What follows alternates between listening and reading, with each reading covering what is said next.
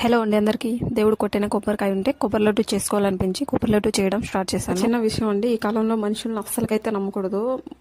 మనం మంచిగా ఉన్నా కానీ ముంచేసిపోయే రకాలు ఉన్నారండి. ఇది అర్థమయ్యే వాళ్ళకి అర్థమైతే మంచిది. ఓకే, ఇప్పుడు ప్రాసెస్ కొబ్బరికి పొట్టు తీసేసి చిన్న చిన్న పీసెస్ లో కట్ చేసుకోవాలండి. మెత్తగా కాకుండా నార్మల్ గా మిక్సీ చేసుకోవాలి. అలాగే 2 యాలకులు కూడా వేసుకొని మిక్సీ చేసుకోవాలి. ప్యాన్లో నెయ్యి కానీ నూనె కానీ వేసుకుని పచ్చి కొబ్బరిని కలుపుకుంటూ పచ్చివాసన పోయేంత వరకు కలపాలండి. ఇలాగే బెల్లం తీసుకొని కొద్దిగా వాటర్ యాడ్ చేసి పాకం కాకుండా బెల్లం కరిగేంత వరకు కరిగించి పెట్టుకున్న బెల్లం కూడా వేసి బాగా కలుపుకోవాలి. కొబ్బరిలో ఉన్న వాటర్ అంతా ఇంకితూనే ఉండాలండి. అప్పుడే లడ్డు పర్ఫెక్ట్గా వస్తుంది. కొద్దిగా శనగకాయ పప్పులు వేయించుకొని పొడి చేసి వేసి స్టవ్ ఆఫ్ చేసేయాలి. నేనైతే ఇప్పటికీ 3 times ఈ కొబ్బరి లడ్డు చేశాను.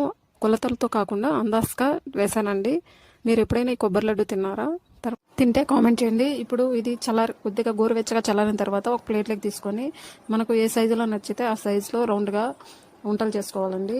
వీడియో నచ్చితే ఒక చిన్న లైక్ ఇచ్చి సబ్స్క్రైబ్ చేసుకొని షేర్ చేయండి.